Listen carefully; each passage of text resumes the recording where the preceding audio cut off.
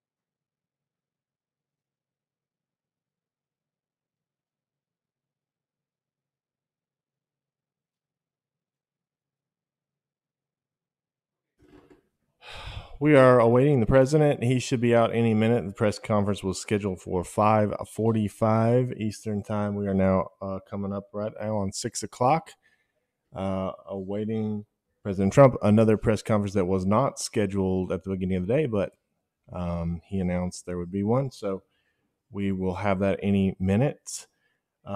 Just a quick update. We'll also have programming from the Trump campaign tonight at 8 o'clock Eastern time. You don't want to miss that. Every night we do a show from the Trump campaign. Since there are no rallies right now, this is how they're getting their message out. So make sure you check that out, rsbnetwork.com. And also just really quick, I know some folks were asking about press credentials for RSBN. And so we actually have been to the White House before. We went there for a week on a guest pass, got to go to the briefing room, everything, but there were no briefings at the time. We're exploring the possibility later on of perhaps trying to get in again, but it's very difficult to do. The White House Correspondents Association is very political. You're familiar with what happened with OAN. And so getting a hard pass to get in is very difficult to do. And also we are very limited on what we are able to do with our financial situation. We are a business that, we're basically built around Trump rallies. And so it's seasonal. And so we're viewer supported. We don't take on large outside investors. So that's why we don't have huge studios or stuff like that. But we are able to go to the White House. We've been before, and we plan on going again once all this is over with. They've temporarily they've sort of gotten a lot of more strict lately on who they give credentials to because of all this pandemic thing. But yeah, we would love to go back, and that's certainly in the future. But I appreciate everybody tuning in. Again, we're waiting President Trump. He should be out any second now. And we, just a reminder, we are replaying Trump rallies on our 24-hour stream because a lot of you missed them. So do we. We've been preparing for this for 3 years, ever since 2016. And it's very disappointing that we are currently sitting waiting this thing out. But we will get back out there soon. I hope everybody's taking care of themselves. I hope everyone is in good health, and we appreciate y'all more than you know here at RSB. So stand by. We should be live with the president's remarks any minute.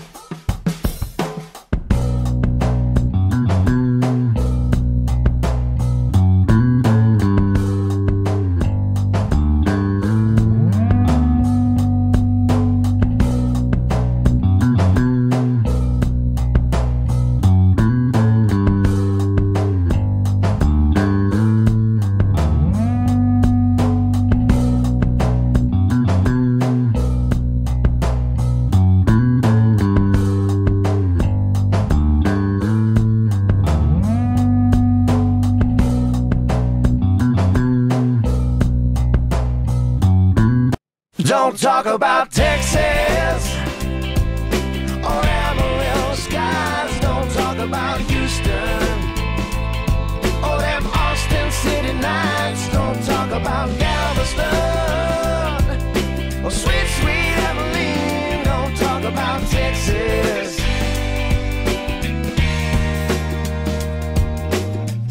Hey, mister, can I bum a ride? Anywhere you're gone is fine, as long as it's out of town. I could even fill your tank as a way that I can say thanks. I'm feeling kinda down. We can talk about anything that you want to, except one thing, mister, I'm begging you. Don't talk about Texas or Amarillo skies. Don't talk about Houston or them Austin City nights. Don't talk about Galveston or sweet, sweet Abilene. Don't talk about Texas. That's where she said goodbye to me.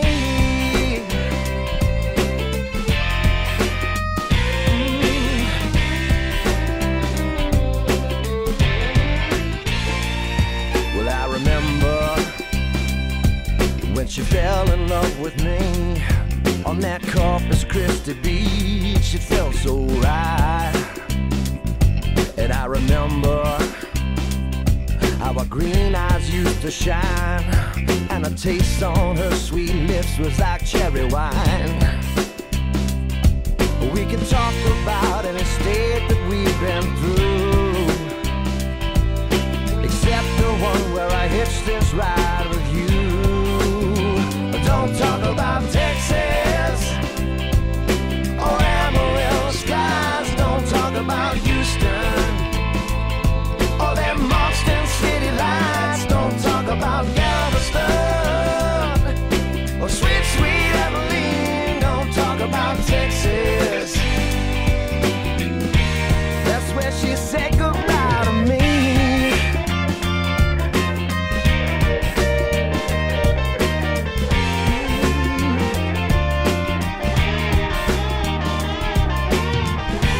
Maybe someday I might just go back and find the best love this cowboy ever had. Yeah. Don't talk about Texas or Amarillo skies. Don't talk about Houston or them Austin City lights. Don't talk about Galveston or sweet, sweet Abilene. Don't talk about Texas. So don't you talk about Texas or Amarillo skies. Don't talk about Houston or them Austin City lights. Don't talk about Galveston or sweet, sweet Abilene. Don't talk about Texas. That's where she said goodbye to me.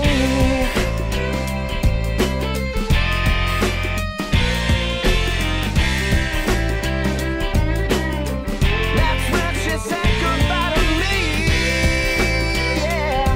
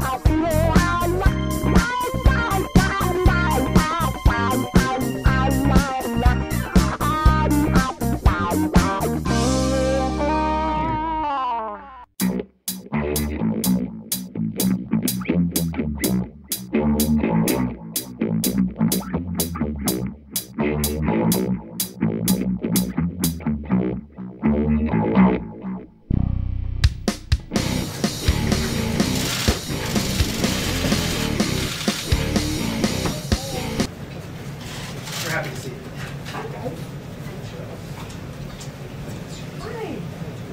Hey, how are you?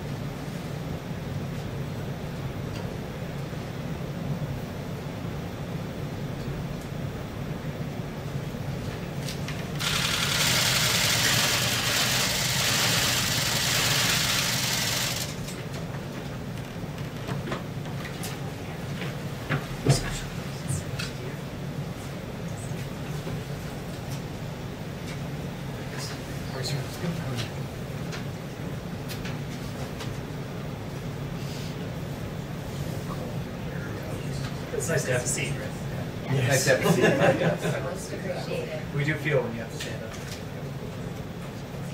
When this uniform I just more comfortable boots. That makes it.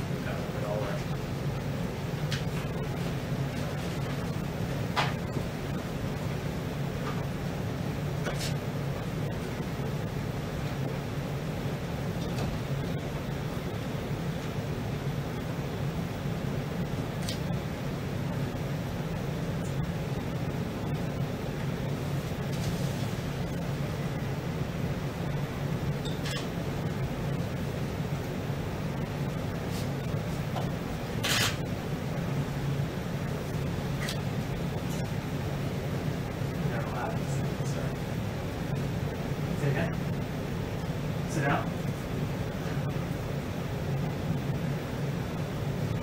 It's whatever you need.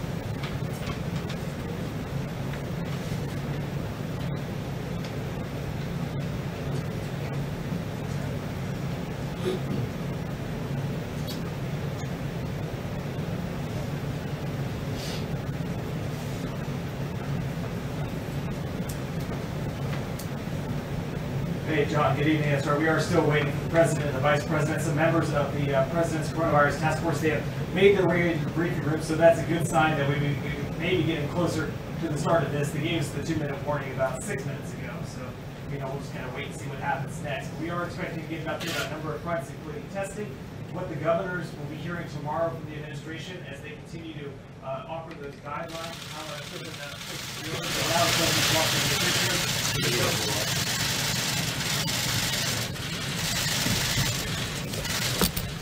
Thank you very much. I'd like to begin by saying that we're continuing to negotiate with the Democrats to get our great workers and small businesses all over the country taken care of. I think we're getting close to a deal. Could happen. Could happen. A lot of good work has been going on, and we could have an answer tomorrow. And we're going to see what exactly does take place. We're also looking at helping our hospitals and our rural hospitals who have been hurt very badly. The rural hospitals for a long time have not been treated properly. We're looking to help them and beyond. So we're looking at hospitals also as part of the package. And we'll see how that all comes out. But a lot of good things are happening, some very good negotiations. Just got off the phone with the Secretary of the Treasury, and we have some very good negotiations going on right now. And I think you could have a nice answer tomorrow, but we'll see. America continues to make steady progress in our war against the virus. As of today, we've tested 4.18 million Americans. That's a record anywhere in the world. The United States has now conducted more total tests than all of the following nations combined: France, the United Kingdom, South Korea, Japan, Singapore, India, Austria, Australia, Sweden, and Canada. And our testing is expanding very rapidly by millions and millions of people. So we've done more testing than all of these countries combined: France, United Kingdom, South Korea, Japan, Singapore, India, Austria, and Australia, Sweden, and Canada. That's something, right? We're doing a great job. This team is an incredible team, and that includes Army Corps of Engineers, a lot of our military people, our admirals, our generals. Got one of our great admirals here who's done an incredible job. You haven't slept too much in the last 2 months either. Look at him. But somebody said to me, "President, you look tired." I said, "I should be tired. We should all be tired, but we have to win, right?" Tomorrow, the Vice President will lead a call with our nation's governors from FEMA headquarters, Mike, to review what more they can do and do together to develop locally tailored testing strategies. Working very hard with governors now on testing. We want to help them out. Before the call, we'll send them a full list of all of the large laboratory machines in the states. They have a lot of machinery in the states that some aren't that aware of, but they're there, and they're really high-quality machines, by the way. And the potential capacity of those machines, if they're fully utilized. A couple of them didn't know that they could be utilized in a different manner. They were only up to 10%, and they can go 90% more. Many governors are still relying on their state laboratories rather than the full and much larger capacity that is available to them. As an example, commercial laboratories such as Quest and LabCorp, these are massive laboratories that can handle a lot more than they're being sent. A few days ago it was at 30%. They're only at 30% capacity now. I don't know, they're probably the same, but they have a lot of capacity. In addition, academic laboratories, big research labs, there's tremendous capacity out there. And some of them want the fast, the instant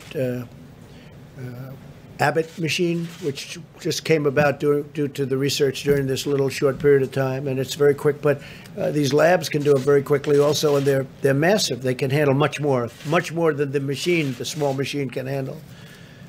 We continue to procure millions of swabs, test collectors. I have something here, just happen to have. It's a swab. Looks innocent, not very complicated. Anybody like to see what it looks like? Should I open it? Does everybody? Open it up. I will. This is what it's about, right? Does it remind you of something? Reminds you of this, right? One's a swab, one's a Q-tip. It's actually different. It's very sophisticated, actually, but it's a little bit like, so this is the swab. And we've ordered a lot of them. They have a lot of them. Some of them, some of the states, they were shipped to states, and the states don't know where they are. And but that's it.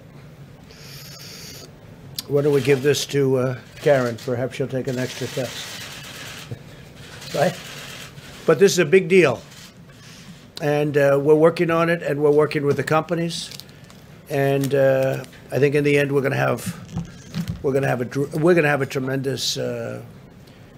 tremendous success. Nobody is close to us. No country is close to us. In fact, and I appreciate it very much, the Wall Street Journal wrote a fantastic piece, a highly respected gentleman, Christopher DeMuth, and this piece was just in the Wall Street Journal, weekend edition, and Trump rewrites the book on emergencies. That's what's happened, too. And we just read one paragraph. He's given pride of place to federalism and private enterprise, lauding the patriotism and proficiency of our fantastic governors and mayors, meaning I do call them fantastic when it's appropriate, and our incredible business leaders and genius companies. I guess I probably use those terms too when they're doing a good job. When they're not doing a good job, I don't use those terms. Our heroic doctors and nurses and orderlies and our tremendous truckers, they have all done good jobs. By shouting out many of them by name and documenting their deeds on a fully daily basis, he has vivified the American way in action. Once it was reluctantly aroused. It was hard to get it aroused, and it is hard to get it aroused, but we got it aroused. When asked why he has not issued orders for nationwide home and business lockdowns, he has emphasized that the intensity of the epidemic varies widely and is best met by calibrated state and local judgments. That's the judgments of governors and local people. And added pointedly that such steps would conflict with the Constitution. But very importantly, he's just a very respected gentleman. To see this was a very nice feeling. Not for me necessarily, but for all of the people that have worked with us. I mean, they've worked so hard, and we've developed tests that are so fantastic. We've come up with things that nobody had ever heard of, and we did it during this pandemic. We did it under pressure. It's called reaction under pressure. It's pretty amazing what our people have done, and that includes all of our military people and our CDC, just about everybody you can imagine, including Tony and Deborah. And they've worked long hours. There's nobody that's getting a lot of sleep. We're close to finalizing. I want to thank the writer, Christopher, of this article, and it's a great article. That was, frankly, the least of it, what I read. It was a great article. We appreciate it. We're close to finalizing a second partnership through which a U.S. manufacturer would convert its existing plant to produce over 10 million additional swabs per month. And we should be ready to announce this in a very short period of time. We also are going to be using, and we're preparing to use, the Defense Production Act to increase swab production in one U.S. facility by over 20 million additional swabs per month. We've had a little difficulty with one, so we're going to call in, as we have in the past, as you know, we're calling in the Defense Production Act, and we'll be getting swabs very easily. Swabs are easy. Ventilators are hard. Ventilators are a big deal, and we are now the king of ventilators. We have so many ventilators. You know, I said nobody that needed a ventilator has been turned down. It's pretty amazing. Nobody. We're working with the world-class team at Oak Ridge National Laboratory to use its injection molding capacity to potentially produce over 10 million collection tubes per week. That's tremendous numbers. In the meantime, the supply chain and logistics task force continues to surge testing and needed supplies all throughout America. Mike's team and the task force, they just met. They've been meeting virtually every day. And it's a great team, right? It's a great team. They've been doing a great job, Mike. You've been doing a great job. Many governors are doing this incredible work, and they're working with us very closely on testing and working in their states. And again, it should be a local thing because it's all these points within a state. But we're helping them a lot, and we want to help them a lot. We're going to help them more than a lot, actually, if you think about it, with what we've done. Think of it, we've done more than all those countries combined. We're encouraging them to share their successful strategies with other governors. Some of the governors are doing a better job than others. The robust capacity that we've brought online will empower governors to deploy sophisticated strategies so they can safely reopen their states. Some people believe in testing very strongly, and other people believe in it less strongly, but still it's a very good thing to have. I think we can say that. Some people believe in it like they can't exist without testing, and other people don't believe in it nearly as much.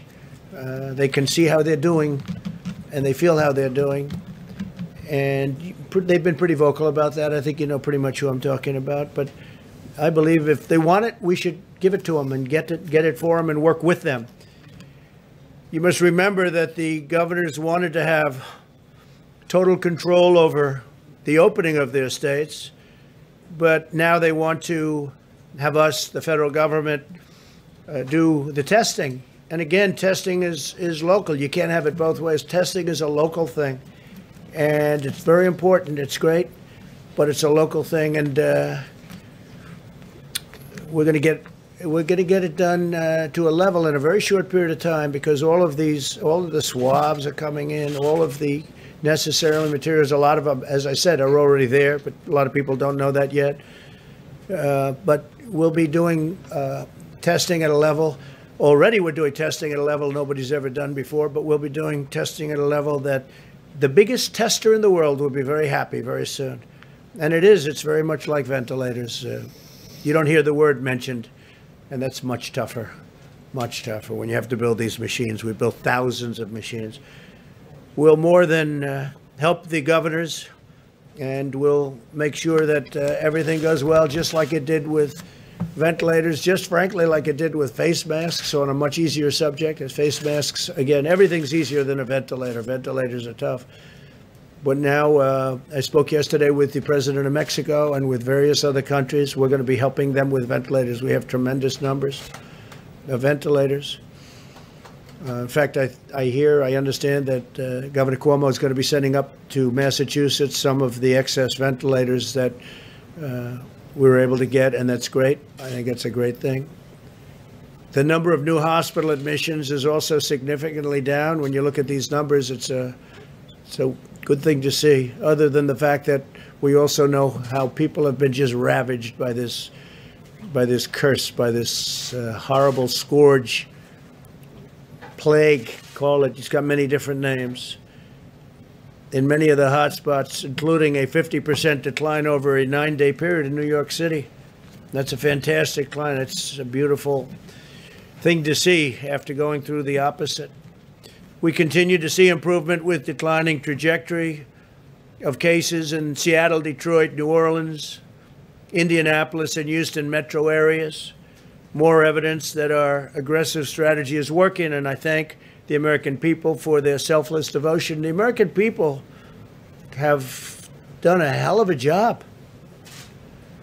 We're saving countless lives, though, and again, I'll say it, because I always wanted to say, well, can you leave it open? Nobody ever heard of anything like this. Not since 1917, more than 100 years ago, has anything like this happened.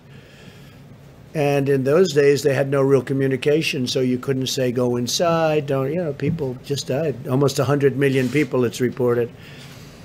It's tough. So, you know, the American people, what they've done is incredible. And they've learned a lot, you know. And you see people picketing a little bit, and they want to get out. They want to get out and get back with their lives, and that's good. But they have learned a lot. They've learned about distancing, even now, at least until this thing totally goes away. They've learned about their washing their hands and all of the different things that we've been talking about ad nauseum for so long.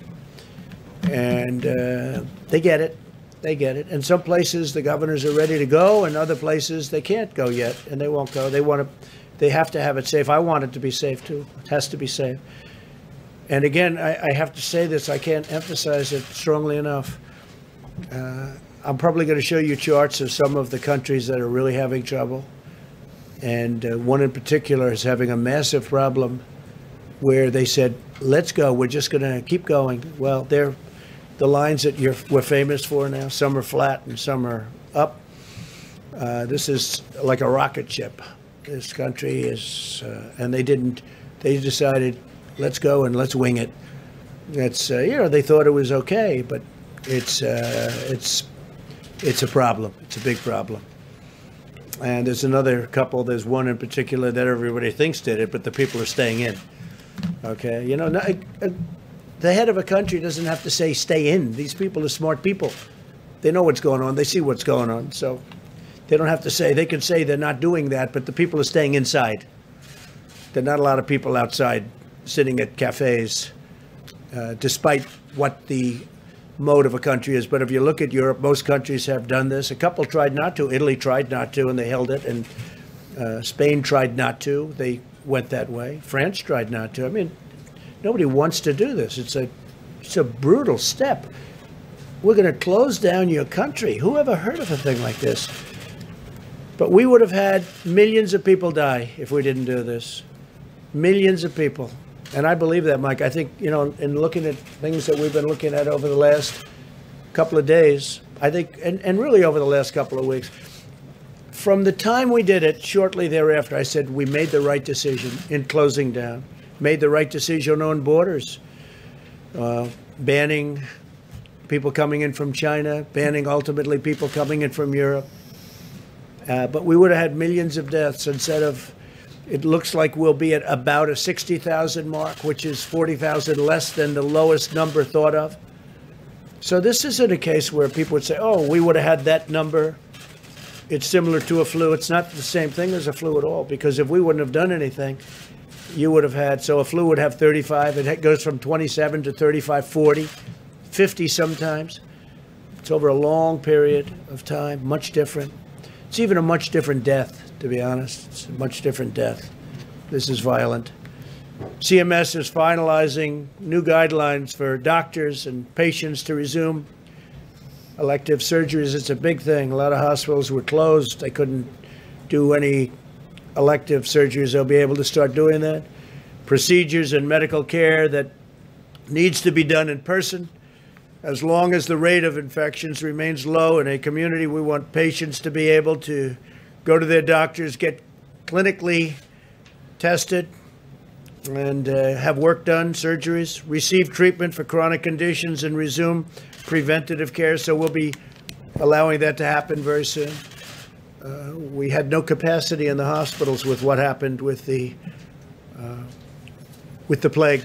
We had no capacity to do it. If your doctor believes you need a treatment in person, you can get a treatment now. You can and should get a treatment now. We are asking that healthcare facilities have plans in place to keep patients safe during their visits. Some places like New York, New Jersey, where they really got hit hard, it's going to be a little bit tougher.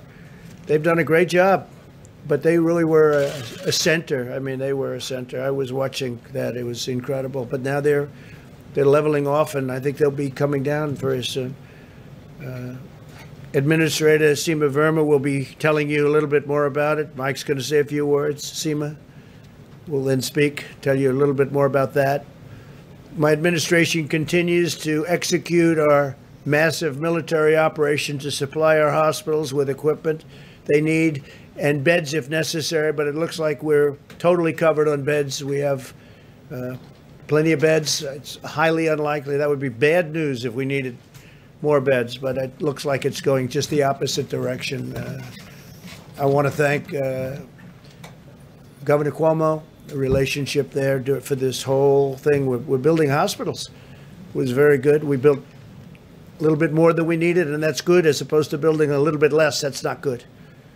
But he's worked very well with us. The governor of Louisiana has been great on the bed, on that whole situation with the beds. Frankly, the governor of Michigan was very good with us on beds. You know, it's a very complex subject. You need buildings, or you have to do tents, or you have to do a lot of different things, a lot of different ways. But the Army Corps of Engineers was fantastic. They were fantastic. Florida, likewise, Governor DeSantis. And I could name probably 6 other locations. I'll tell you one, California was fantastic. He was really good. He was really good. And I appreciate the fact that he said what he wanted to say, and he wasn't letting the press force him into saying something that he didn't want to say. So I appreciate it very much. Governor of California. He really, he worked very hard. We worked together. He worked very hard. The federal government is currently procuring more than 100,000 ventilators through new production or purchases, with thousands already delivered. We've delivered thousands of brand new ventilators all throughout the country. New York would be, I guess, the biggest user. And they are now taking some of their excess ventilators, which is great, and they're sending them up to Massachusetts. I think it's 400. And that's a great thing. Our total supply of ventilators continues to exceed by a lot total expected demand. Governor Cuomo said today that no one who needed a ventilator was denied a ventilator. That's a beautiful statement. I appreciate it. And all governors are in that same position. We do have a clip that I thought would be appropriate to put up today. It'll take 2 minutes, and I think you'll find it interesting, but we appreciate it. And let's see if we can do that. You'll turn out the lights, and we'll see if we can do that. Thank you.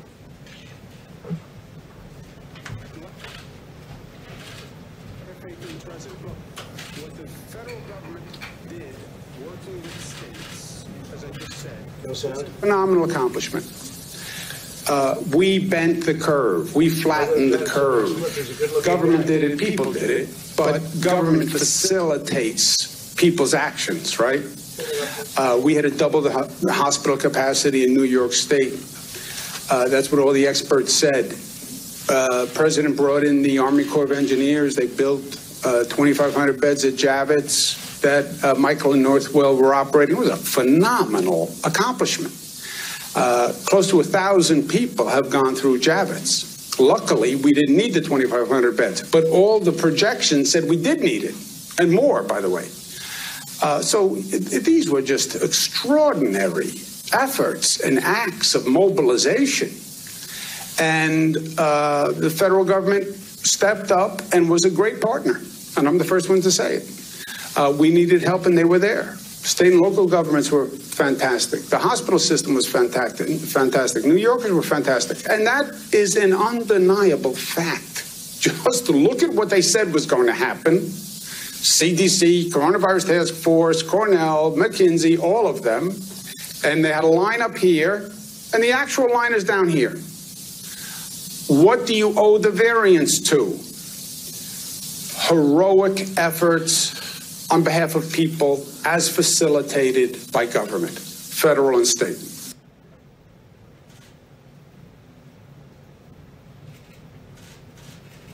They actually had something else. Are they finished with that? They left out the good part.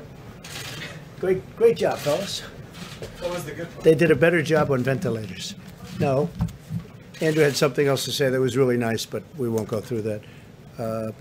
But he really, I mean, it was really a good statement. Do you want to put the rest of it up, or do you not have it? I just think it's so good because it's bipartisan. You know, this is not about Democrats, Republicans. This is about a thing that hit our country, the likes of which has never happened to us before. Wars, those wars, Civil War, sure, but the First World War, the Second World War, they're not fought on this country. This is being fought in this country, but it's being fought in 184 countries all over the world. It's terrible. But I want to thank Andrew, Governor Cuomo, for the statement. He actually, if you go a little bit further, it was even far beyond even that. So it was good. Do you remember? Huh? They're going to try to work on getting the first part of Well, that's okay. Whatever. But he said some really good things, and that's it. It makes people feel good. It's actually the Wall Street Journal. Christopher was saying, I want to make people feel good too. I want to make, when they're doing a good job, I want to make people feel good. I want the Admiral to feel good. He's worked so hard. Mike has worked so hard, and it was very nice. It was on this morning. It was Andrew this morning. It's a little longer clip than that, but you'll see it was really a very nice thing that he said, and people really appreciate that because they've done a great job. The federal government's done a great job. I mean, with all of it, and this is easy. The swabs that's easy. We have them coming by the tens of millions. We have them coming at a level that you'll have so many swabs you won't know what to do with them.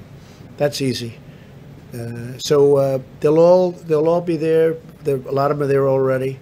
They're learning about their testing capacity that they didn't know about that we have in the various labs, including academic. They have to remember, you have a lot of these big colleges that have labs that are totally ready to help.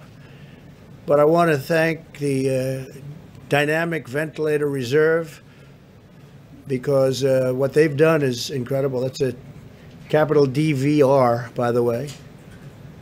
An innovative public-private partnership. That's what we created.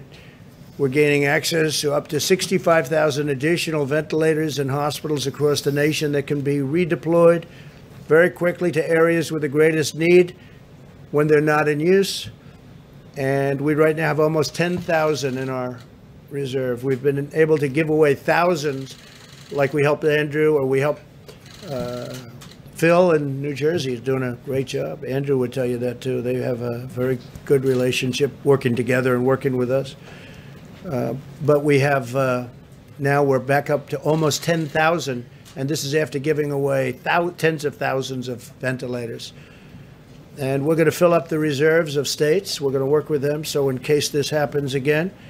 But we're also going to help other countries. I was telling you, the president of Mexico, we're going to be sending a pretty large quantity to Mexico. They very much need them, and to other countries where they need them. I've had about 6 calls with leaders of other countries, and they need them. They're hard to get done. Our companies stepped up, and they did an incredible job.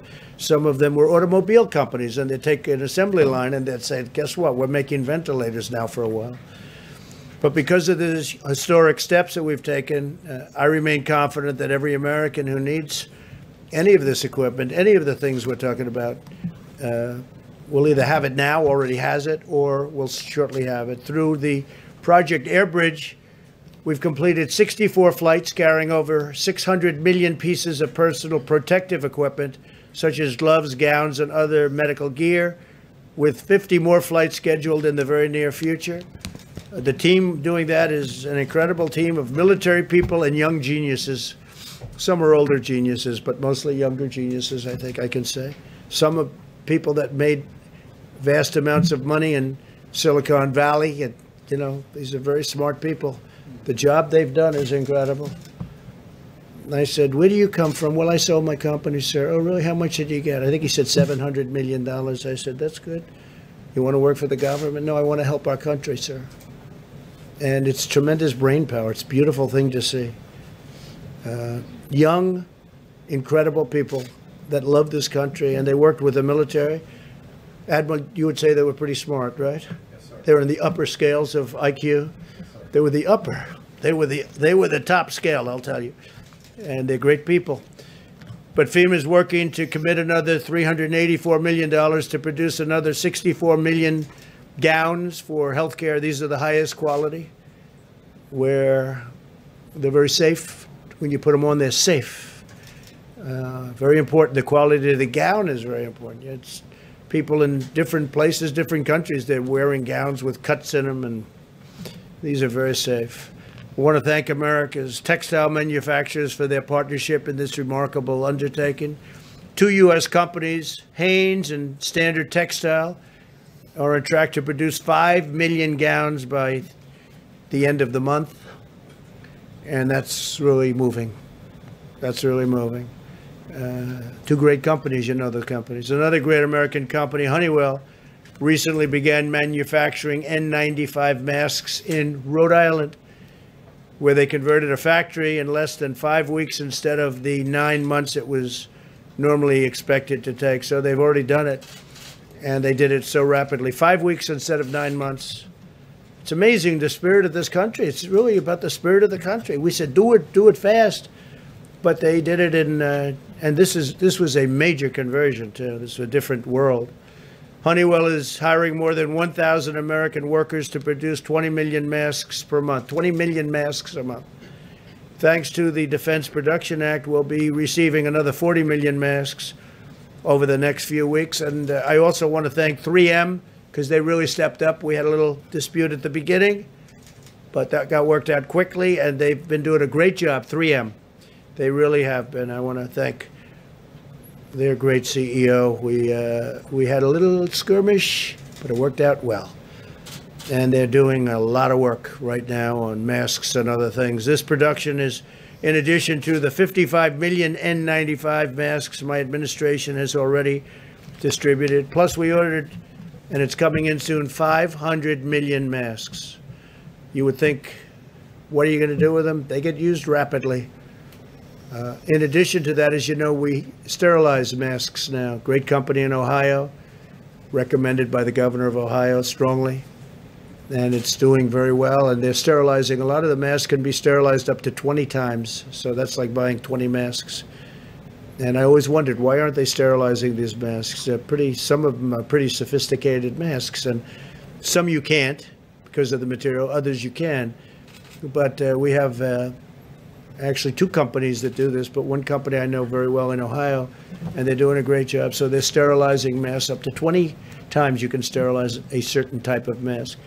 To these numbers in perspective, and to put them into perspective, American healthcare providers use an estimated 25 million N95 masks nationwide in a typical year. So a typical year, 25 million. That means we've secured nearly 4 times as many N95 masks in recent weeks as we would in entire healthcare industry during a typical year. Over a matter of a couple of weeks, we had more masks than we would do in a year.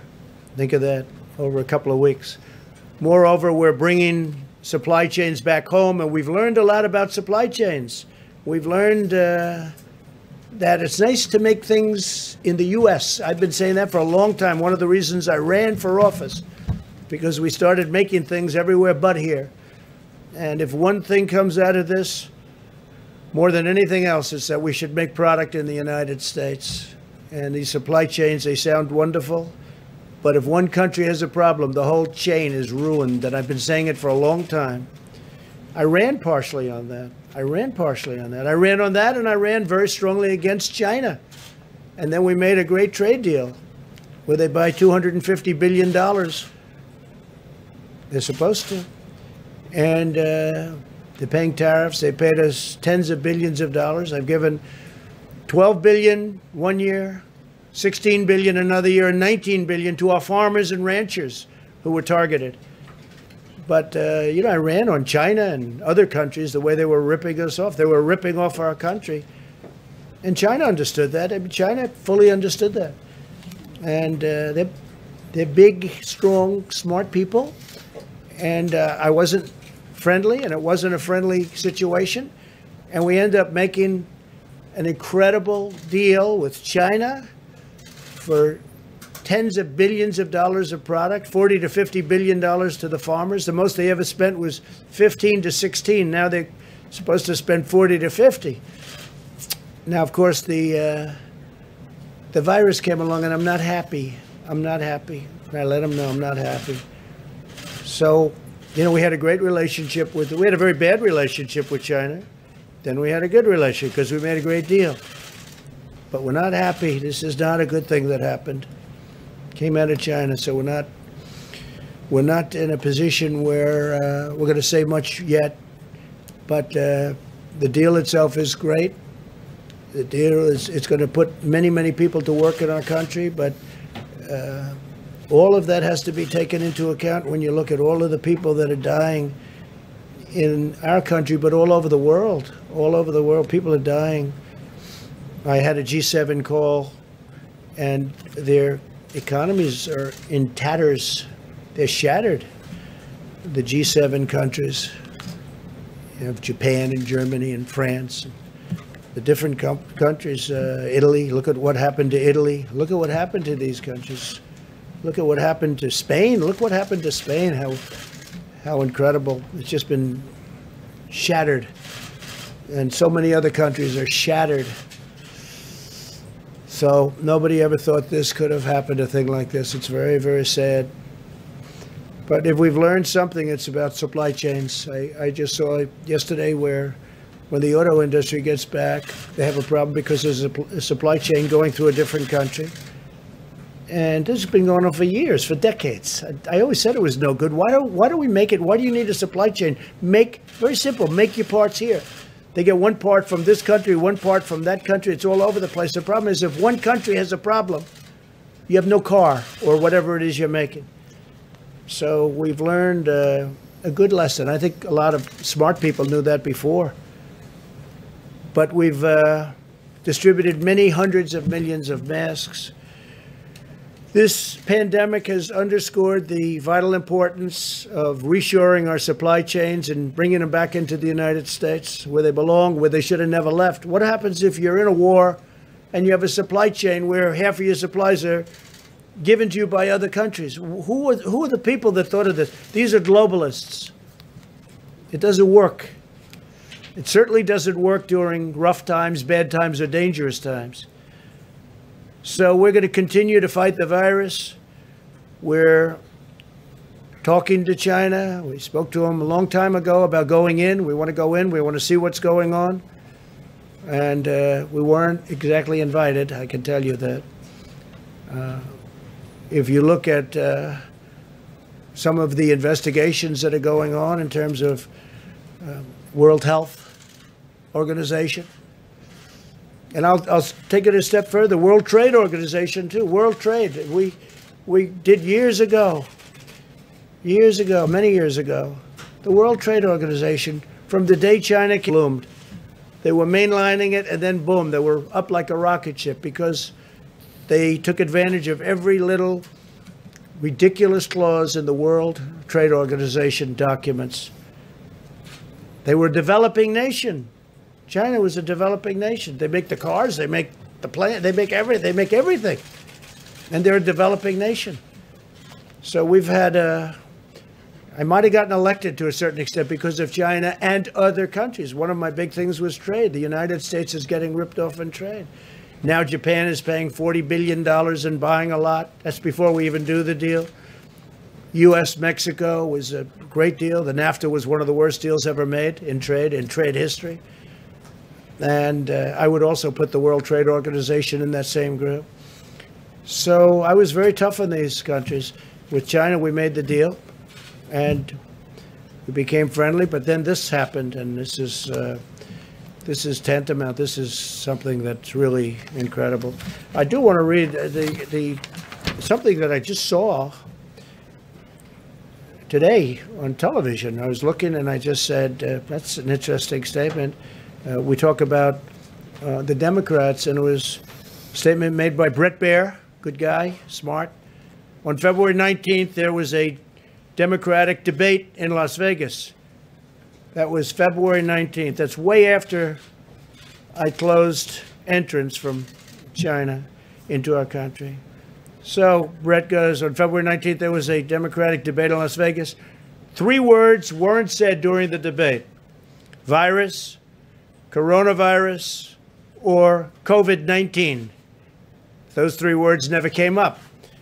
That was, I just thought it was a very interesting, because, you know, you hear these people, some of the people, the Democrats said, oh, this, that. It never even was a part of their dialogue.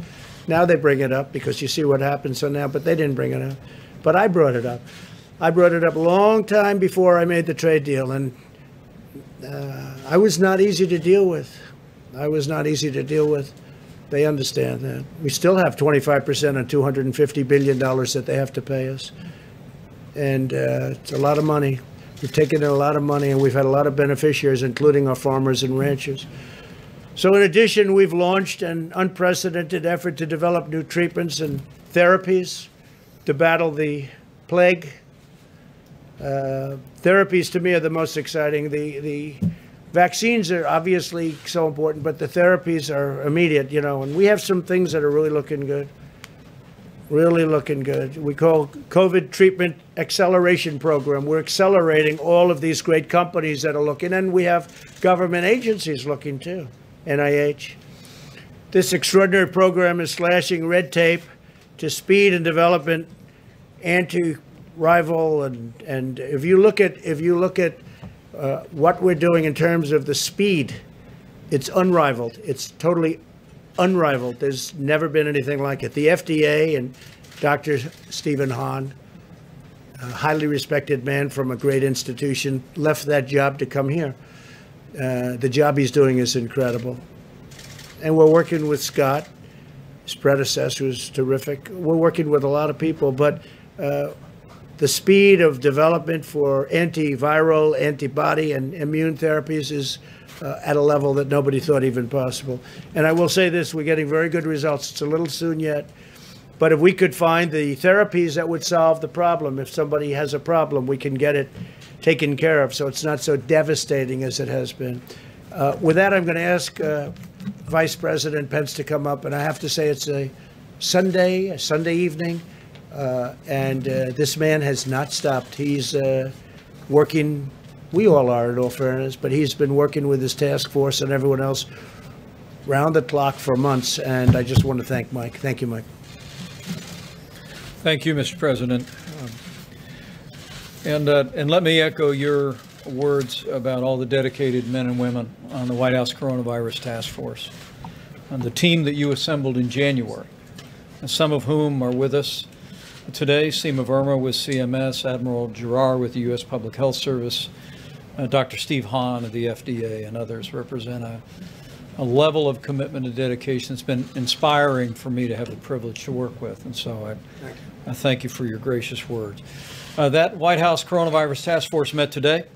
It was reported to us that at this moment, more than 746,000 Americans have tested positive for the coronavirus.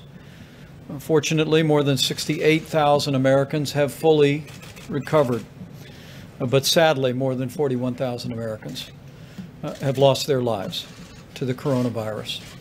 And we always want to express our deepest sympathies to the families in their loss, as well as to all the families who have loved ones that are struggling with this disease. Today, we've seen encouraging news again about our progress as a nation. President Trump reflected on those momentarily, but the Coronavirus White House Task Force today learned that our large metro areas continue to stabilize and even see progress. The New York metro area, including New Jersey, New York, Long Island, Connecticut, and Rhode Island, all appear to be past their peak. The Detroit metro area also appears to be past its peak and is stable. New Orleans metro area actually is the most stable of all areas where we had a major metropolitan outbreak. And the Denver metro area is stable. We're dealing in Colorado with a meatpacking plant issue. And of course, California and Washington remain low and steady. Areas that we continue to watch carefully on the task force include the Chicago metro area, Boston metro, and the Philadelphia metropolitan area. The progress that we are making is a tribute to the American people. It's a tribute to state and local leaders in all of these areas and the partnership that our president has forged but we just want to encourage every American, as we see this progress, to continue to heed your state and local authorities. I think the American people know no one wants to reopen America more than President Donald Trump. But I want to assure you, we're going to continue to work with governors of every state, with the President's guidelines for opening up America again, and we're going to work in a way that we can consolidate the progress that we have made and help move our states toward reopening our country. We also received a report today, and the Coronavirus Task Force, at this point, 5,528 military personnel have been deployed across 24 hospitals and facilities, and 28,700 National Guard are on duty.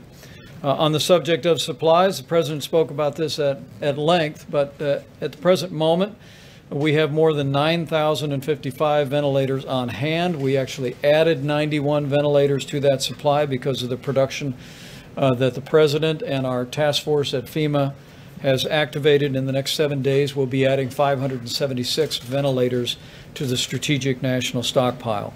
As the President mentioned, our air bridge continues to work, 64 flights completed, 50 more flights on the horizon, literally bringing in medical equipment from around the country and around the world and deploying it to critical areas. Finally, tomorrow, as the President announced, we'll be hosting a conference call with all of the nation's governors, all the states and territories from the headquarters at FEMA. And we'll be working with the governors to ensure them that we're helping them to review and evaluate the President's guidelines for opening up America again, the criteria that we believe is appropriate and necessary before states can move into any phase 1 change in the mitigation strategies, but also at the President's direction tomorrow. We'll be providing all the nation's governors and all of their health officials with detail about the testing infrastructure that exists all around the country.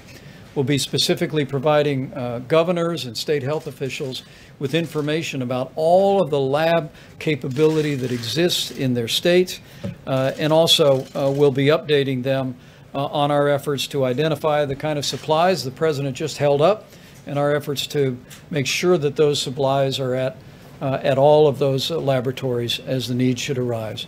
Remember that a month ago, we had done 80,000 coronavirus tests in America. This weekend, we cleared more than 4 million, and we're currently testing more than 1 million Americans a week.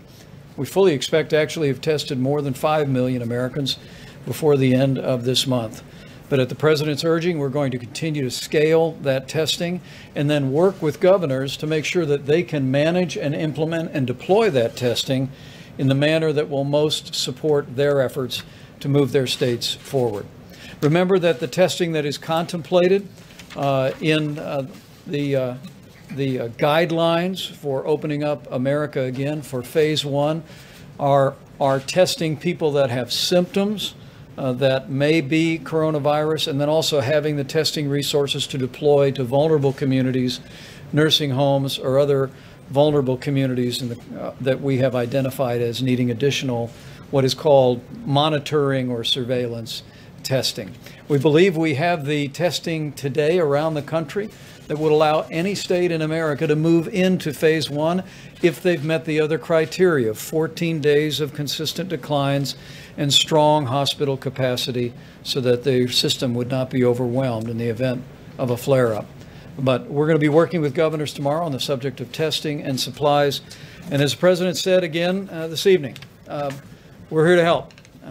We've forged a partnership with governors around the country, and tomorrow we'll be building on that partnership to hopefully arrive at the day that we can make sure governors around the nation have the best advice and the best resources to put America back to work. Thank you, Mr. President. Very good. Sam, you've done such a great job. Please come up and say a couple of words. Thank you. Thank you, Mr. Vice President, Mr. President. So just a few weeks ago, we stood here and asked the American healthcare system to delay elective surgeries and procedures. And the reason why we did this is we wanted to make sure that the healthcare system could deal with any surges. We wanted to preserve equipment and make sure that they had the appropriate workforce to handle any surge. And our healthcare system did a fantastic job. They very quickly stood up telehealth services, and under the President's leadership, we started paying for these services under the Medicare program. But the reality is not everything can be addressed by telehealth. There may be a woman that needs surgery for breast cancer, somebody who has cataracts in their eyes that need to be able to see better, and sometimes a doctor just needs to be able to listen to their patient's heart. We've heard across the country that doctors' offices have closed and many healthcare systems are furloughing their staff, nurses and doctors. Under the President's leadership, we've put out over $90 billion in accelerated payments under the Medicare program, provided $30 billion of grants with more dollars on the way. But thanks to the American people, we are in a much different place. You heard from the Vice President that there are many places around the country where they're seeing a decline in cases, and hospitals are reporting that they have unused capacity. And so as part of our Opening Up America, we are issuing guidelines today about how we can reopen the healthcare system. So these are recommendations around phase 1. Now, every state and local official has to assess the situation on the ground. They need to make sure that they can still address surges. They need to make sure that they have adequate supplies and a plan for conserving supplies. They need to be able to screen patients and healthcare workers for COVID virus. And they need to make sure that patients feel safe when they come in to seek healthcare services by assuring that they have the appropriate cleaning in place and that they observe social distancing inside the healthcare facilities. And this isn't going to be like a light switch. It's more like a sunrise where it's going to be a gradual process. And healthcare officials across the country and healthcare systems need to decide what services should be made available. And ultimately, doctors and patients need to make decisions about their healthcare services. And we want to make sure that systems are reopening so that they can stay open and doing that in a very measured way. And I want to thank all the healthcare workers on the front lines who have done a fantastic job in providing care and comfort, serving as a liaison between family members. They've done a fantastic job, and we owe a debt of gratitude to them. And to all those providers that did adhere to our guidelines. They did the right thing, and it has made an extraordinary difference. I also want to take a couple of seconds here to talk about our nursing homes. Our hearts and minds are with the patients and the families of those living in nursing homes. This is an extraordinarily difficult situation. People living in nursing homes are of the most vulnerable patients. They're elderly. Many of them have underlying health conditions. And this has been a very hard situation. And I really appreciate the strong efforts of governors and local communities that have shown great leadership in supporting nursing homes across the country, particularly Governor Baker, Governor Hogan, that have had special efforts around supporting nursing homes. FEMA is also working on a plan to make sure that nursing homes have the supplies that they need. And just last week, we increased the reimbursement in the Medicare program for high throughput tests. And we are also paying for labs to go out to nursing homes to collect samples. And that's going to really support efforts on nursing homes in order to isolate patients. Today, we are also announcing, under the President's leadership, an effort around nursing home transparency. It's important that patients and their families have the information that they need, and they need to understand what's going on in the nursing home. And so today we are announcing that we are requiring nursing homes to report to patients and their families if there are cases of COVID virus inside the nursing home. We are also requiring nursing homes to report directly to the when they have cases of COVID virus. And this is very important, as you've heard Dr. Birx talk about. As we reopen the United States, our surveillance effort around the COVID virus will also begin in nursing homes. And so by having this reporting system, this will support CDC's efforts to have surveillance around the country and to support efforts around contact tracing so that we can mitigate the spread of the virus in those communities that show spread starting in the nursing homes. So again, I want to thank all of the local officials that have done an amazing job in supporting the nursing homes, and would urge all state and local leaders to follow their lead and do everything that we can to keep nursing home residents safe. Thank you. Thank you very much. And Dr. Hahn is here. If you need, he'll tell you maybe a little bit later if you want this, but I can tell you that very simply, the level at which they're approving things, tests, and being on top of the people that are doing the testing for therapies and for vaccines they've never seen anything like this. So I want to thank you very much, and stick around. Maybe they'll have some questions. Okay. Please go ahead. In the back. Mr. President, thank you very much. If there were groups of people planning to protest tomorrow against the government shutdown, what would be your advice? Against the shutdown? Yeah, that they want the shutdown lifted. Should they Maybe go they want to ahead lift it, in yeah. a state where Hey, there haven't been I 14 don't have days? any arrests. People feel that way. You're allowed to protest. I mean, they feel that way. I watched the protest, and they were all 6 feet apart. I mean, it was a very orderly group of people. And but you know, some have gone too far. Some governors have gone too far. Some of the things that happened are maybe not so appropriate. And I think in the end, it's not going to matter, because we're starting to open up our states, and I think they're going to open up very well.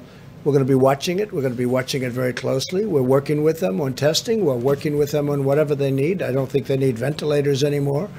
I believe the term the governor used was phenomenal. We've done a phenomenal job. That was the term that was the only sentence they left out, which is okay. But I appreciate that that's what Governor Cuomo said. But they've done a phenomenal.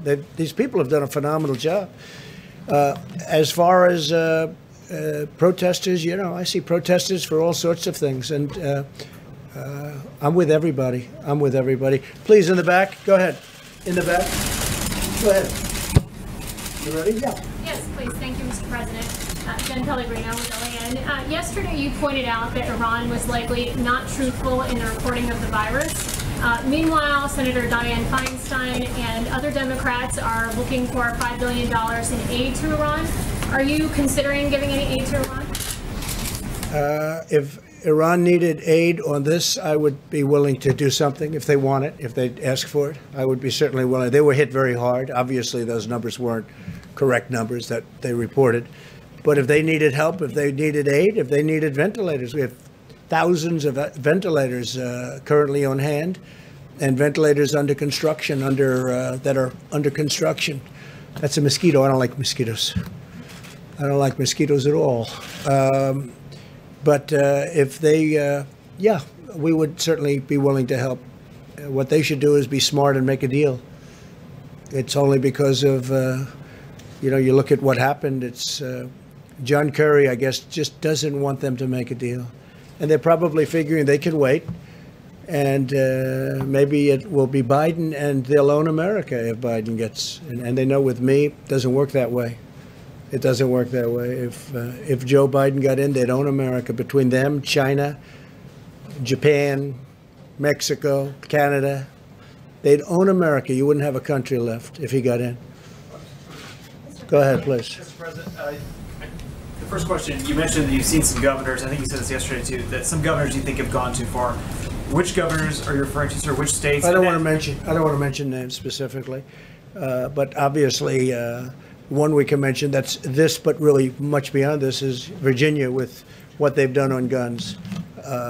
He is playing with your Second Amendment. We can't allow that to happen, and that is indirectly related to this, because you know what's happened with guns. People are buying guns at a level that you haven't seen before because of this surge of plague.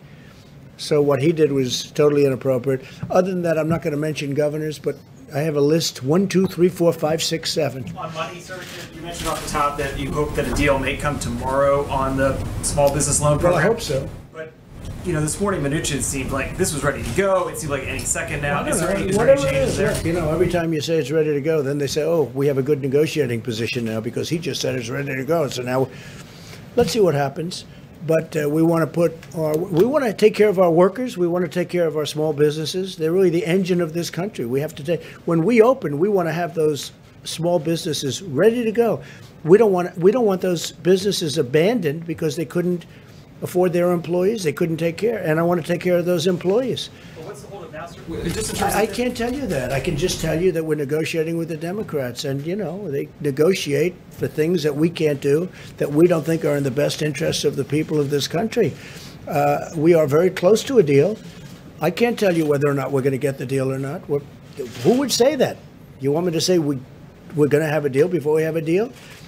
We have a good chance of getting a deal. A lot of good discussions were had today. We have a good chance of getting the deal. We want the deal. We want to take care of our workers. We want to take care of our small companies. Mr. President, please. Go ahead, please. Thank you, Mr. President. I have a question for you and also for Dr. Hahn, if I may, after I answer your question. Sure.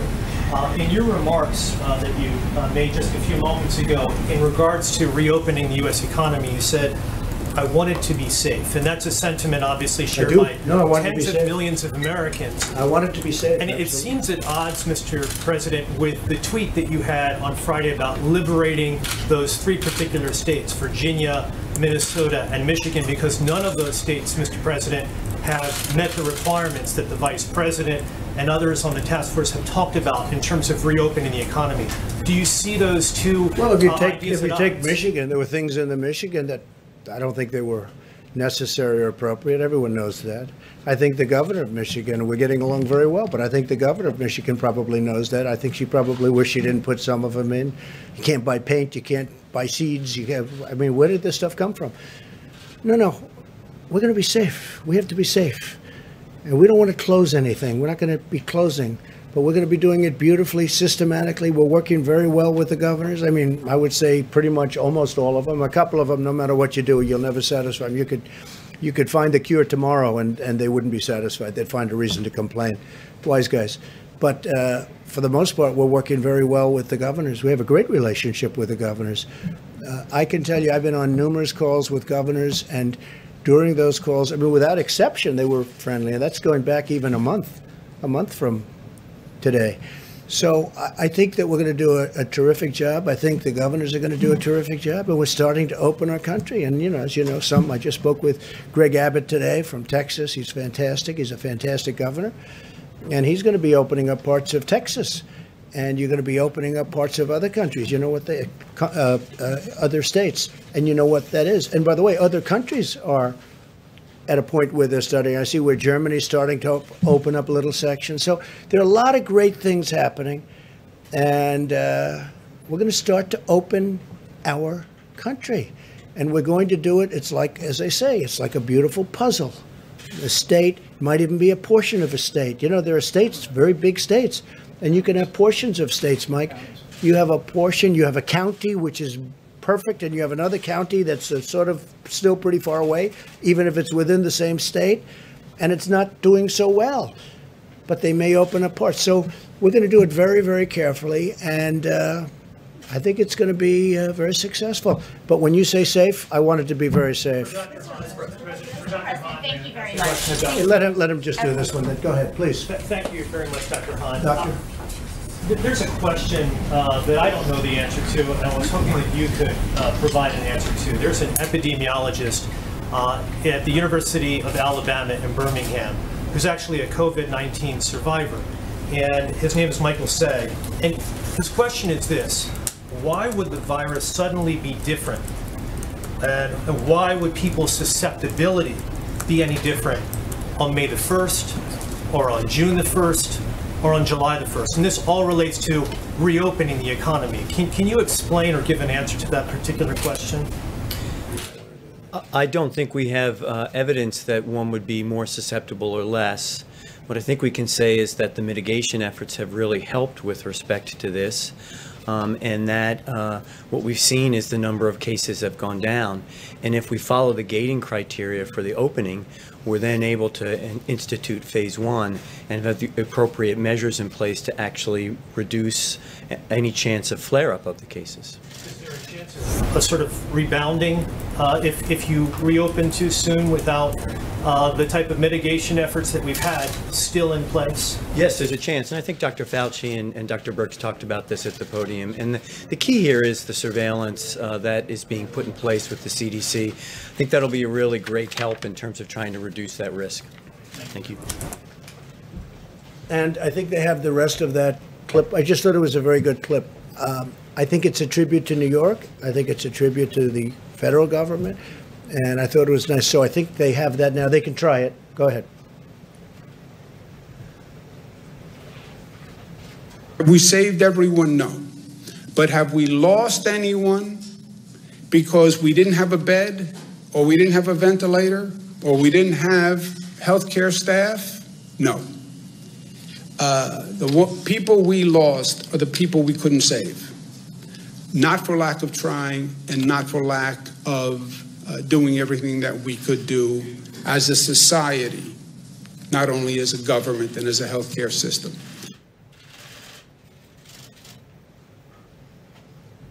Okay. Mr. President, you had called on me. Yes, Thank I you, did. I appreciate it. Since you shared with us something else that you saw on TV today, I have a question about something you said on Thursday, which is that you were angry because information about the virus should have been told to us earlier and a lot sooner. People knew it was happening, and people did not want to talk about it. Many Americans are saying the exact same thing about you, that you should have warned them the virus was spreading like wildfire through the month of February instead of holding rallies with thousands of people. Why did you wait so long Who are you to with? warn them? Who are you with? And why did you Yeah. not have social distancing until March 16th? Who are you with? I'm Weijia Jiang with CBS News. So if you look at what I did in terms of cutting off or banning China from coming in. Chinese nationals. But by the way, not Americans who are also Nice coming and from easy, China. nice and easy, just relax. We cut it off. People were amazed. These gentlemen, everybody was amazed that I did it. We had 21 people in a room. Everybody was against it but me. Dr. Fauci said, had I not done that, perhaps tens of thousands, and maybe much more than that, people would have died. I was very early, very, very early. And we just saw, you saw Brett Baer making a statement. They had a debate well into February and not even mentioned, it wasn't even mentioned, the Democrats. We were very early. Oh, I'm the president. And you know what I just did? And you know what I just... And by the way, when you issued the ban, the virus was already here. Okay, and you know how many people, when I issued the ban, how many cases of virus were in the United States when I issued the ban? Do you know the number? No, how many cases?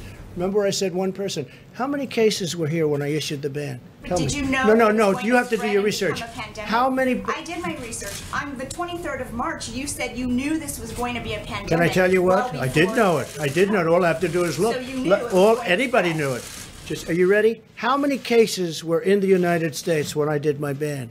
How many people had died in the United States? So do you acknowledge that you didn't think Keep your it was voice down, going to please. spread? Keep your voice down. Did you not How think it many? was going to How many cases were in the United States? I did a ban where I'm closing up the entire country. How many people died? And that's a fair point. How many people died in the United States? And yet I closed up the country, and I believe there were no deaths, 0 deaths at the time I closed up the country. Nobody was there. And you should say thank you very much for good judgment. Go ahead, please. You just mentioned Germany. Germany is allowing small stores to open Yes, they are. tomorrow. I just spoke to them. Does this give you confidence that some European countries are on the mend of recovery? Well, I hope so. And will We you hope it works restrict- out. Look, I Will spoke you lift some I spoke with restriction on Angela. them? I spoke with Angela. They're going to start a process of opening, very much like we are. We are too. I spoke with numerous governors. They're doing it also. Areas that have been where the number one, they've done a good job, and where they don't have much of a problem. Germany's starting the process also, yes, and I'm very happy about that. Some places in Europe, as you know, can't start the process for a while. Mr. President. Yes, ma'am. Go ahead, please. Mr. President, I have two Nevada questions. First one, the mayor of Las Vegas thinks it's total insanity for business to be shut down in Nevada, which the governor Sisolak ordered. Who's right? Well, they shut one of my hotels down too. Okay, so you know, I'm not involved in that. I could be if I wanted to. I just chose not to be. By the way, just so you know, I could be if I wanted to, but I chose not. But they closed a very big hotel that I have in Nevada down in Las Vegas. It's a very severe step he took. I'm okay with it. I'm okay with it. But you know, you could call that one either way. I know the mayor's very upset with it. Some owners are very upset with it. Some of the developers out there are very upset. Others, they say, hey, we got to get rid of it. I can see both sides of that. With one other question. I asked you recently about an SBA rule that said that paycheck protection money could not go to small casinos. You said you'd look into it, and clearly something happened. They are looking into it right now because they do have, they have small casinos that don't have too many people, and they are looking, and they're going to make a ruling, I understand, next week. They already did make a ruling, and they changed it from small casinos that make more than a third of their income couldn't qualify to half. I know, but they're looking at that. They're continuing to look at that. It's a big topic because a lot of people are involved. Let's give it a shot. Governor Cuomo, as you played in that clip, has indeed praised a lot of what the federal government has done, but he... No, excuse me. He didn't say a lot. He said we did a phenomenal job. He didn't say a lot. He didn't say you did a good job on ventilators but nothing else. No, he said we did a phenomenal job. So report accurately, because you are one of the most inaccurate reporters. Go ahead. What he has said is that, and along with a bunch of Republican governors who've said what they need, though, is a national strategy when it comes to testing. Because on supplies, they say that they're competing against one another. They said the same thing with ventilators, and now we have so many that we're going to be able to send them and help other countries that are in need. We're doing great on testing, and we are actually using the Act, as you know, on a certain company. Yeah. But what about on the reagents? They say that that's something that they can't get. We're in great shape. It's so easy to get. That reagents and swabs are so easy to get. When you have to build a very expensive piece of machinery controlled by computers, that's a different thing. And no, we'll have everything's going to be in very good shape very soon. We're going to be in very good shape very soon. Yeah, please go ahead. President, just the latest stimulus package, will that have funding for states and local governments? Well, I don't want to comment on it, but we will be saving that for another time. Will you be willing to... And by the way, some states and local governments need it. I'm the first one to admit that. We're going to be saving that for another little bit of a later date. Will probably be our next negotiation. Okay. But they do, I'm in favor of it, I will say. And I told the Republicans today, I had I think a great talk with Republican senators today, and all of them, I think, just about all of them, and conference call. And we are going to be, that'll be a very big topic over the next couple of weeks. It's very important. And what is the administration doing to make sure that, the hotel chains and hedge funds... Well, that's another one, yeah, no, that's another one. You have hotels that are big, massive buildings that are under-levered. But if you have no income at all coming out, no income at all, these hotels they go from under-levered to they have to be closed down. It's a terrible thing. I don't know that they're working on that specific problem, but it's a problem they should be talking about. I mean, you have people that own a hotel where they go from having a very successful hotel with, many employees, thousands of people, to all of a sudden closing it down. I read where my wonderful place in Florida, in Miami, Doral, they had to let a lot of the employees go because it's essentially closed. You can't use it. You can't have the restaurants. You can't have it. So you have to close it down. That's an example. Many hotels are closing down throughout the country, and hopefully they're going to be able to open up relatively quickly. But the funds were specifically for small businesses. Would the administration? Well, it depends how the hotel is considered. Is it owned by a big chain? But even if it's owned by a big chain, that's devastating. If they have 200 hotels in the country and they're closed, and it's not only in the country. Remember this. This is all over the world. If they could have 2,000 hotels that are in other countries. They're also closed. We're in better shape than most when you think about it. So I think we're going to be looking at it. I think it's a very big problem. And it's a lot of people employed. Yeah, here we go. Mr. President, more than 22 million Americans are currently unemployed as a result of this. Today we hit the grim milestone of more than 40,000 Americans now having died from the coronavirus. Can you explain then why you come out here and you are reading clips and showing clips of praise for you and for your administration? Is this really the time for self-congratulations? Well, I will tell you this. What I'm doing is I'm standing up for the men and women that have done such an incredible job. Not for me, for the men and women, admirals, vice president, if I might, but all of the men and women, thousands, tens of thousands of them that built hospitals in New York and New Jersey and all over this country in record time. They throw up 1,000 beds in 4 days. I'm sticking up for those people. Those people have been incredible. I'm also sticking up for doctors and nurses and military doctors and nurses. The clips that you played and what you read earlier was praising you and your All administration. I played today was Governor Cuomo to do that, sir. saying very positive things about the job the federal government has done. On this And day, those more than people 40,000 and Americans have now died. those people have been just absolutely excoriated by some of the fake news, like you, your CNN, your fake news.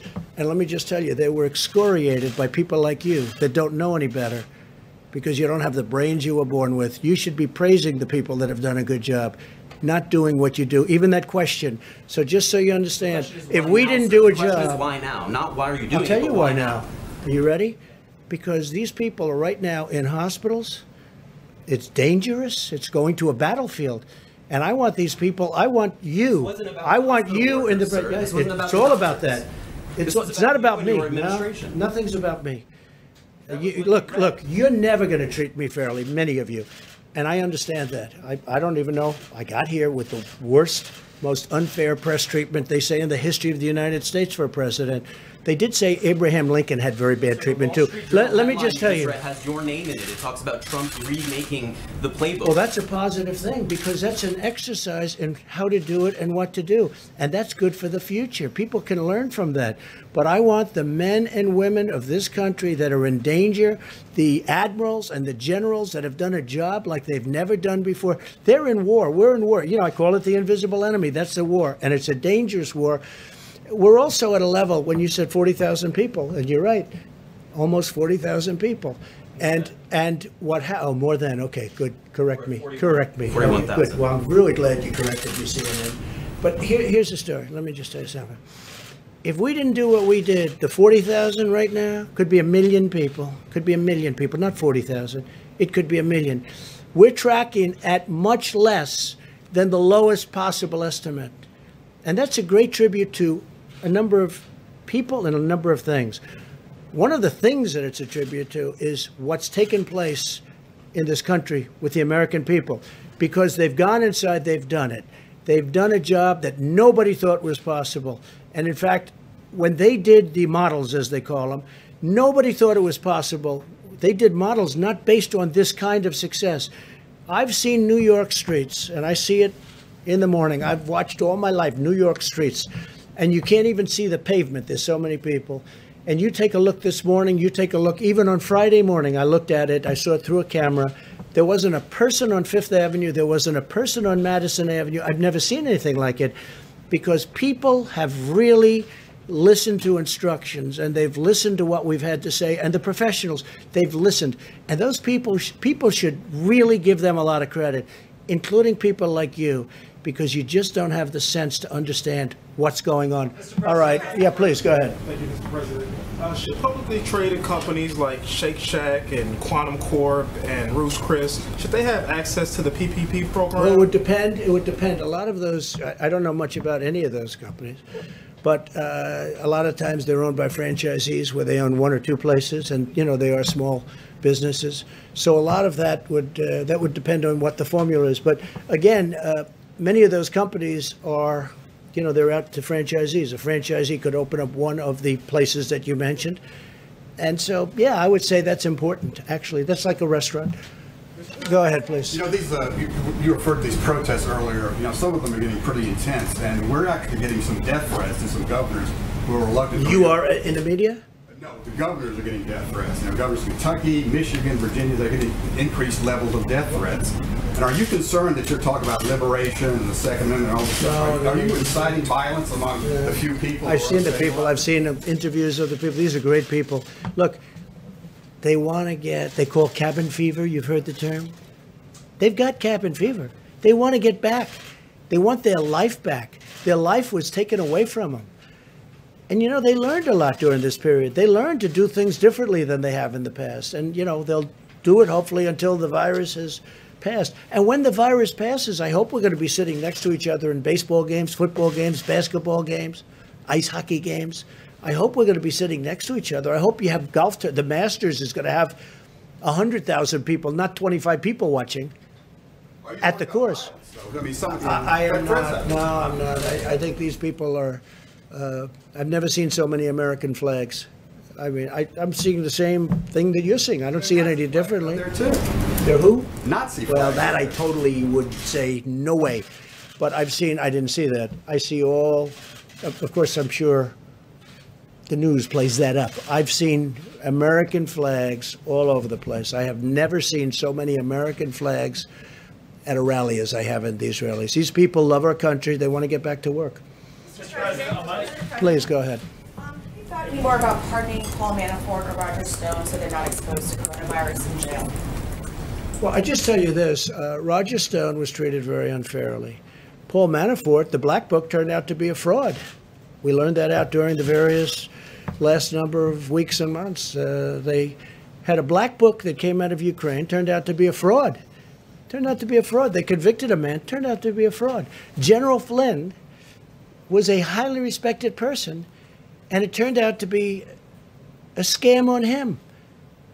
The FBI said he didn't lie, and Mueller's people wanted him to go to jail. Okay?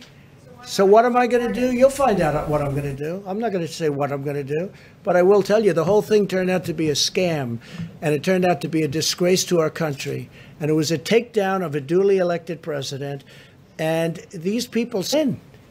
I mean, what they did to him, and even the FBI said, and they had some, and nobody bigger fan of the FBI than me at the level of the people that really matter.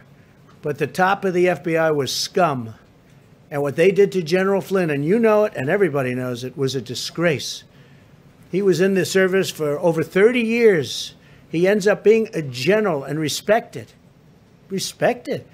And almost his first day in office, they come in with papers. They want to investigate him. Never happened before. And now the tables are turned. Investigate the investigators, I guess. These were crooked people. These are bad people. These are very dangerous people. You know what they are, though? They're scum. They're human scum. All right, do you want to have one in the back, please? Thank you, Mr. President. The CDC has finally admitted to profound failures with testing kits from the beginning of the outbreak. Is this a function of lax oversight from the Obama-Biden administration? Well, it's not from me. I mean, they came in and they had some problems early on, but we've straightened it out. But yeah, look, I told you we inherited a lot of garbage. We took, they had tests that were no good. They had, all this stuff was no good. It came from somewhere, so whoever came up with it. But I'm proud to tell you that now we went from having a lot of bad things happening in CDC to having great things happening. They're doing a very good job now. But no, initially, look, our stockpiles were empty. We had horrible stockpiles. We had horrible ventilators. We had very few of them, too. And so did the states have very few of them.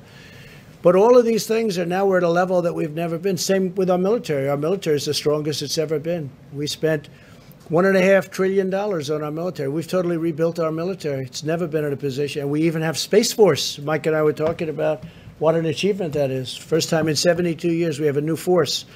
So, yeah, CDC had obsolete tests, old tests, broken tests, and a mess. But they've done a very good job, and they've done it under pressure. The pressure is, you know, they had to do this under pressure.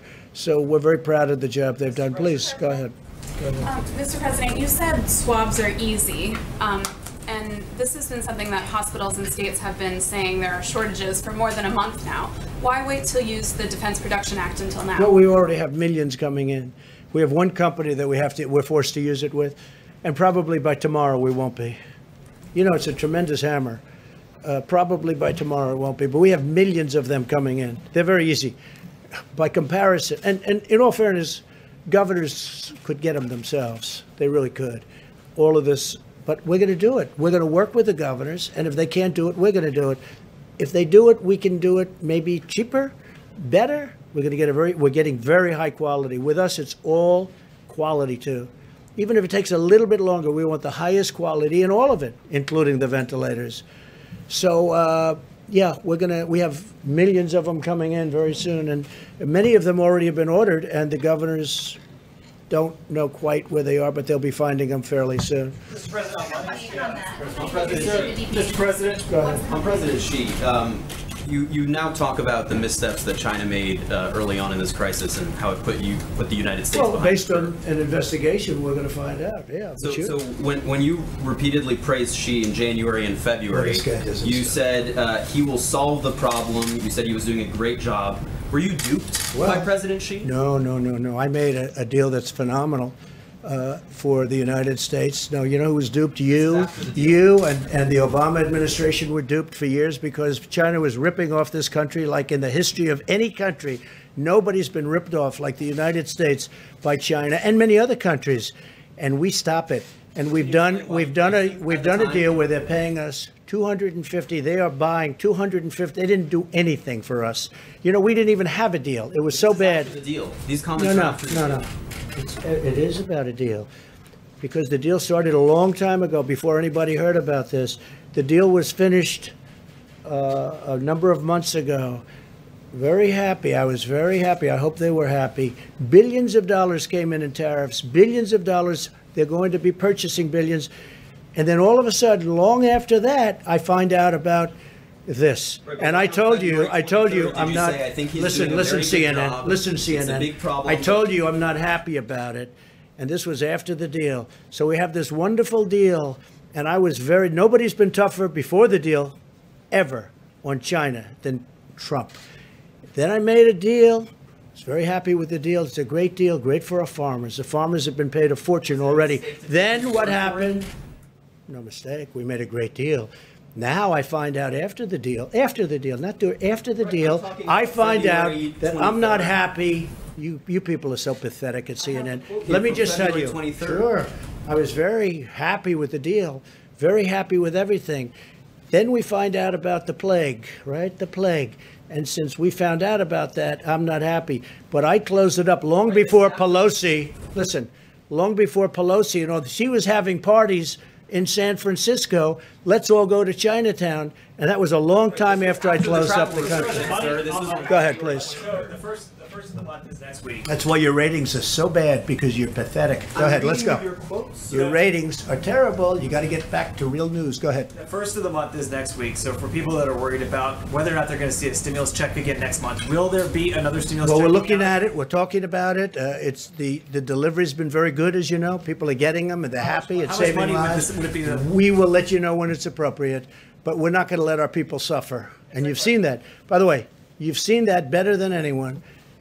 And you people have actually covered it within, okay. But you've seen what's going on.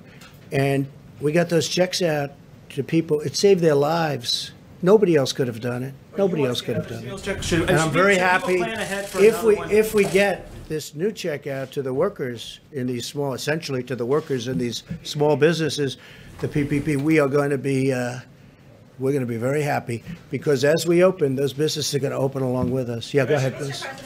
Mr. President, as you start reopening the country, do you plan to coordinate with Mexico and Canada to ensure that the U.S. manufacturers I can see that. We're coordinating right now with both. I spoke with President of Mexico yesterday. I spoke with Prime Minister of Canada a lot, Justin, and we're in very good coordination right now. Just in terms of just the supply chain, as companies here come online. We're doing the supply chain. It's not going to affect trade.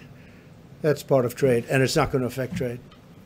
And if it does, I will tell you, if a supply chain based in Mexico or Canada interrupts with our making a big product and an important product, or even a military product, we're not going to be happy. Let me tell you that. Go ahead, one or two more. Go ahead in the back. You didn't go. Go ahead. Thank you very much. Who are you with? I'm with the Salt Lake Tribune. Okay. Thank you, sir. On Thursday, the White House announced a congressional task force on reopening America. It included every Republican senator but Mitt Romney. Yeah. Does that show that you're still holding a grudge against Mitt Romney? No, I'm not a fan of Mitt Romney at all. No, I had 52 Republican senators. He was a governor. You don't want his advice. Well, I just don't think, I'm not a fan of Mitt Romney. I don't really want his advice. Go ahead, please. Mr. President, why on that task force did you include Senator Kelly Loeffler? There's some questions about whether she because she's the senator from a great state, a state that I love, Georgia. But there's some insider trading. Well, I don't know. I really don't know about that. But she's a senator from Georgia, And she was included in the list, absolutely. Mr. Go ahead, a couple of more. Go ahead, please. Yeah, Mr. President, you said you'd spoken to Angela Merkel and that the progress being made in Germany. You spoke about Many of the leaders, yeah. Yeah, many of the countries that maybe have taken their eye off the ball and let coronavirus let rip in their countries. Which one were you talking about? The UK? You mean some of the ones that didn't do well? I don't say that, but you just have to look. And some of them just got hit hard. When I closed up our border, when I did the ban on China, they say a lot of the people that didn't come in here went to Italy. You heard that. That's why Italy was hit so hard. I don't think it was because of government. I will say Italy is locked down probably more than any other country right now. It's just absolutely locked solid down. But they got hit very hard because people that were coming to the United States couldn't come because I closed the country in January, and they went to Italy, they say. It had to do with trade. It had to do with the purchase of certain materials, and Italy was another alternative. And so many, many people went to Italy instead of coming here, and Italy has suffered greatly. Now, I spoke with the Prime Minister a lot. He's a great friend of mine, and what's happened to Italy is very, very tough. Thank you all very much. We appreciate it. We'll see you tomorrow. Thank you.